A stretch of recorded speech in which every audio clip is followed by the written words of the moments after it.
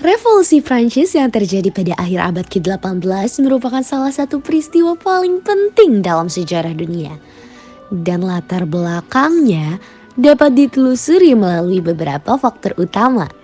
Salah satu faktor utama adalah krisis ekonomi yang melanda negara tersebut. Prancis mengalami utang yang sangat besar akibat keterlibatannya dalam berbagai perang, termasuk Perang 7 Tahun dan Perang Kemerdekaan Amerika.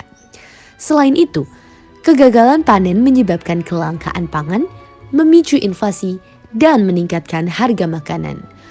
Rakyat, terutama petani dan pekerja, kesulitan untuk memenuhi kebutuhan dasar mereka. Selain masalah ekonomi, ketidakadilan sosial juga menjadi pemicu besar ketidakpuasan rakyat. Masyarakat Prancis terbagi dalam 3 kelompok sosial. Kaum pertama adalah rohaniwan, kaum kedua adalah bangsawan, dan kaum ketiga adalah rakyat biasa yang merupakan mayoritas. Kaum ketiga ini sangat dibebani dengan pajak yang sangat berat. Sementara kaum bangsawan dan rohaniwan dibebaskan dari pajak. Ketidaksetaraan ini memperburuk kondisi sosial dan meningkatkan ketegangan. Di sisi lain, pemerintahan monarki absolut yang dipimpin oleh Raja Louis XVI juga menjadi salah satu faktor utama. Raja Louis XVI dianggap tidak mampu mengatasi krisis yang terjadi, yang membuat rakyat semakin kecewa dengan pemerintahan yang tidak responsif terhadap kebutuhan mereka. Ketidakmampuan pemerintah dalam mengatasi masalah ekonomi dan sosial ini semakin memperburuk situasi. Kombinasi antara krisis ekonomi, ketidakadilan sosial, dan pemerintahan yang tidak efektif akhirnya mendorong terjadinya revolusi Prancis yang bertujuan untuk mengubah sistem pemerintahan dan sosial di negara tersebut. Pembentukan Etat Sgenaruk pada tahun 1789 pada akhir abad ke-18 untuk mengatasi krisis ekonomi yang semakin memburuk, Raja Louis terpaksa mengadakan pertemuan Etat Sgenaruk pada tanggal 5 Mei 1789. Etat Sgenaruk adalah dewan perwakilan 3 golongan yang terakhir kali bersidang pada tahun 1614. Sidang ini diharapkan dapat menemukan solusi atas permasalahan keuangan negara, termasuk kemungkinan penggunaan pajak kepada kaum bangsawan dan spiritualwan. Namun dalam sidang Etat Sgenaruk, kaum ketiga merasa diperlakukan tidak adil karena sistem pemungutan suara yang diterapkan. Meskipun mereka merupakan mayoritas penduduk, setiap kelompok hanya diberikan 1 suara, sehingga golongan pertama dan kedua dapat dengan mudah mengabaikan kepentingan rakyat biasa. Ketidakpuasan kaum ketiga atau rakyat biasa mencapai puncaknya pada 17 Juni 1789 ketika mereka memisahkan diri dan mendeklarasikan diri sebagai Majelis Nasional. Deklarasi Majelis Nasional. Pada 17 Juni 1789, mereka mengambil langkah besar dengan memisahkan diri dan mendeklarasikan diri sebagai Majelis Nasional atau bisa disebut Assemblée Nationale. Mereka menyatakan bahwa mereka adalah perwakilan yang sah dari rakyat Prancis dan berhak menyusun konstitusi baru. Deklarasi ini menantang langsung kekuasaan absolut Raja Louis XVI dan menandai awal dari perubahan besar dalam sistem pemerintahan Prancis. Namun, upaya mereka menghadapi perlawanan dari raja dan golongan elit sehingga 3 hari kemudian pada 20 Juni 1789, anggota Majelis Nasional berkumpul di sebuah lapangan tenis dan melakukan sumpah lapangan tenis atau bisa disebut dengan Serment du Jeu de Paume. Dalam sumpah ini, mereka berjanji untuk tidak bubar sampai Prancis memiliki konstitusi baru yang lebih adil. Peristiwa ini bisa menjadi titik balik dalam revolusi Prancis karena menandakan berakhirnya dominasi kaum bangsawan dan klerus dalam politik. Penyerbuan Bastille yang terjadi pada 14 Juli 1789, yang dimana ini adalah salah satu peristiwa paling bersejarah dalam revolusi Prancis. Peristiwa ini tidak terjadi begitu saja, melainkan dipicu oleh berbagai masalah yang telah menumpuk selama bertahun-tahun. Ketegangan meningkat ketika Raja Louis XII mengerahkan pasukan ke Paris untuk mengendalikan situasinya. Lalu rakyat menganggap ini sebagai ancaman dan mulai mencari senjata untuk mempertahankan diri.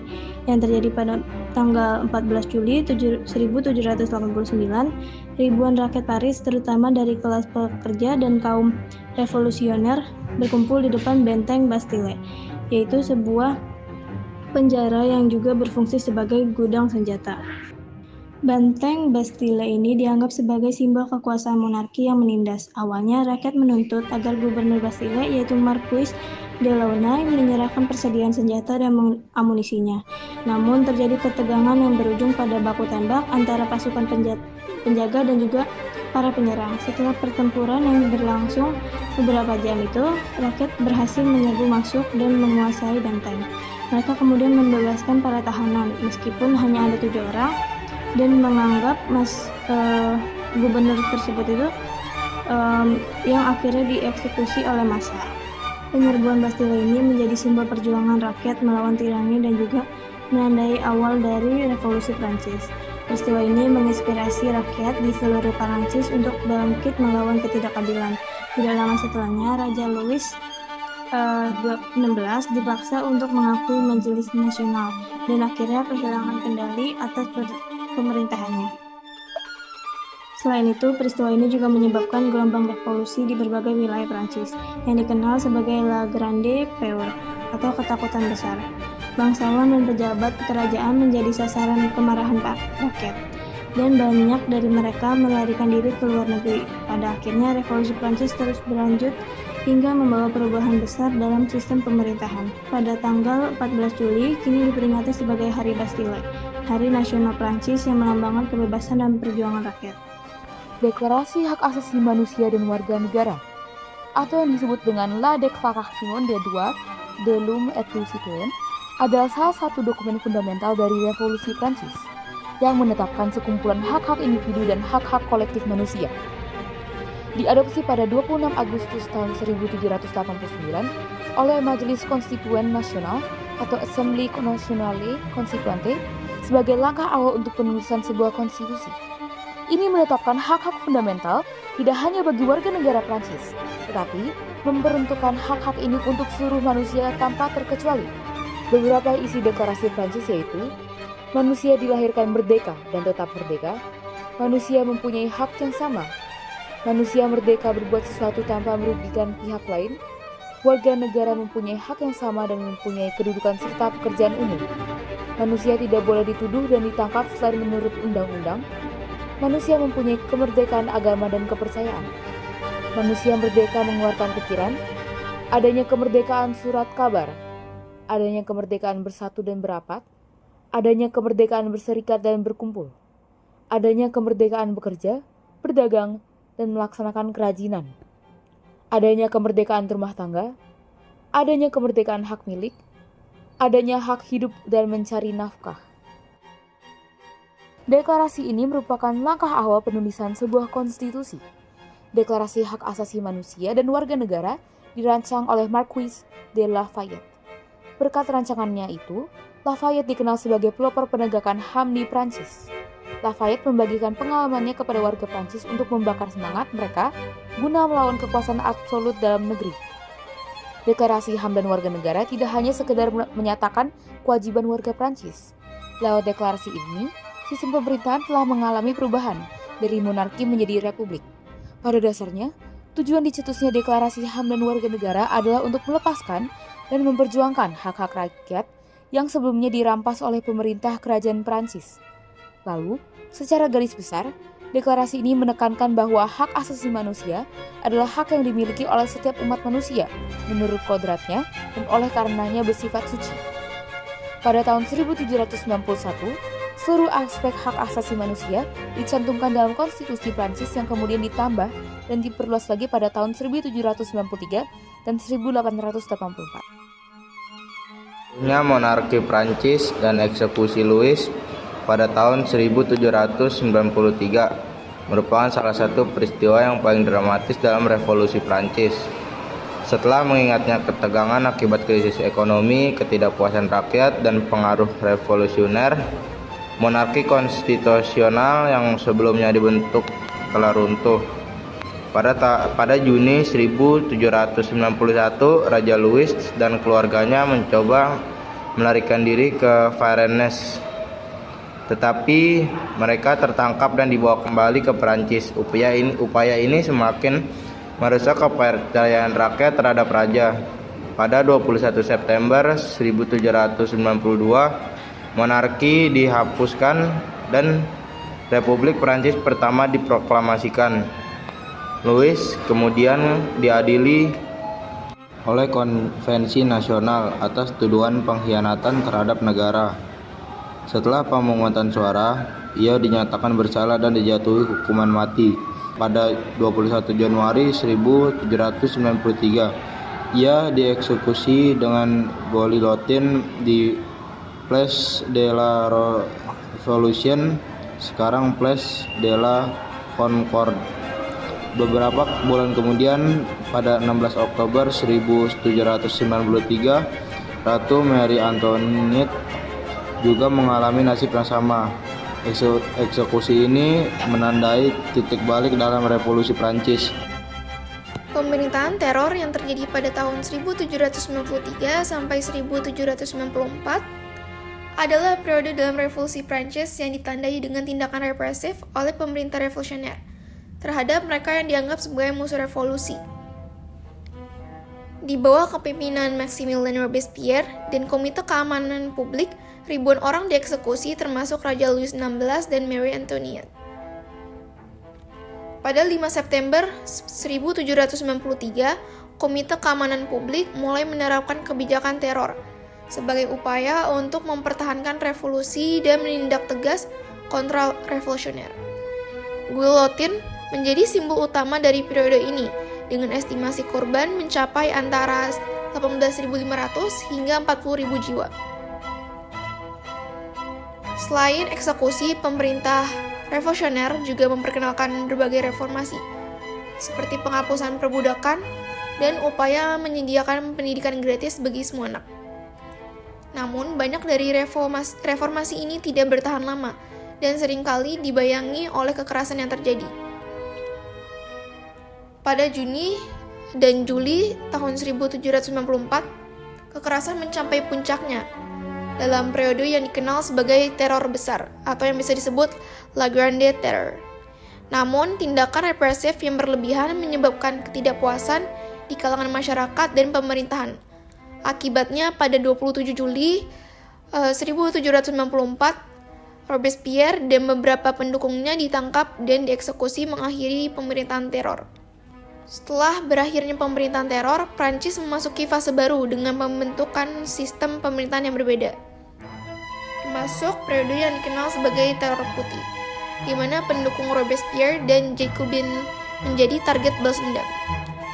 Napoleon Bonaparte 1769 hingga 1821 dikenal sebagai Napoleon. Napoleon adalah seorang pemimpin militer dan kaisar Prancis yang melakukan sebagian besar Eropa pada awal abad ke-19. Lahir di Pulau Korsika, Napoleon dengan cepat naik pangkat militer dengan revolusi Prancis. Setelah merebut kekuasaan politik di Prancis dalam kudeta tahun 1799, ia menobatkan dirinya sebagai kaisar pada tahun 1804. Napoleon berhasil berperang melawan berbagai koalisi negara-negara Eropa dan memperluas kerjaannya. Revolusi Prancis dimulai pada tahun 1789 menggulingkan monarki dan mendirikan Republik Prancis. Napoleon memiliki hubungan dengan Augustin Robespierre, saudara dari Maximilien Robespierre, dan naik pangkat dalam militer selama era revolusi. Pada tahun 1799, Napoleon melakukan kudeta 18 Brumaire dan mengambil alih kekuasaan sebagai konsul pertama. Perang Napoleon dimulai dari 1803 hingga 1815, melibatkan serangkaian konflik besar antara Prancis dan berbagai koalisi negara-negara Eropa. Pertempuran Trafalgar adalah kekalahan angkatan laut besar bagi Napoleon oleh Inggris di bawah komando Laksamana Nelson. Pertempuran Austerlitz 1805 adalah salah satu kemenangan terbesarnya, di mana dia mengalahkan Austria dan Rusia. Blokade kontinental 1806 adalah upaya Napoleon untuk melemahkan ekonomi Inggris dengan melarang perdagangan dengan negara-negara Eropa yang berada di bawah pengaruhnya. Kampanye Rusia 1812 adalah bencana besar bagi Napoleon. Kekalahan ini mengarahkan pada kejatuhannya 2 tahun kemudian. Pertempuran Leipzig 1813 mengalami kekalahan besar, memaksa pasukannya mundur ke Prancis. Pasukan koalisi penyerbu Prancis, Napoleon dipaksa turun tahta pada 6 April 1814. Napoleon turun tahta pada tahun 1814 dan diasingkan ke Pulau Elba. Setelah invasi yang gagal ke Rusia pada tahun 1812, Napoleon kehilangan banyak tentaranya.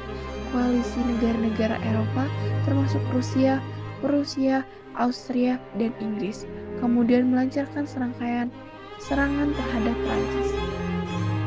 Pengasingan ke Pulau Elba, Napoleon diasingkan ke Pulau Elba di Laut Mediterania, tetapi tetap diizinkan memerintah pulau kecil itu. Dia kembali ke Prancis pada tahun 1815 untuk memerintah selama 100 hari tanpa perlawanan. Berarti ia kembali ke Paris pada 20 Maret 1815 dan Raja Louis melarikan diri. Napoleon berusaha membangun kembali kekuasaannya dan menghadapi ancaman dari koalisi ketujuh yang terdiri dari Inggris, Prusia, Austria, dan Rusia. Setelah Waterloo, dia diasingkan ke Pulau Saint Helena di Atlantik Selatan. Napoleon menghadapi pasukan Inggris yang dipimpin Duke of Wellington dan pasukan Prusia yang dipimpin Gebhard von Blücher. Setelah kalah di Waterloo, Napoleon turun tahta untuk kedua kalinya pada 22 Juni 1815. Dia berharap bisa melarikan diri ke Amerika Serikat, tetapi akhirnya menyerahkan diri kepada Inggris.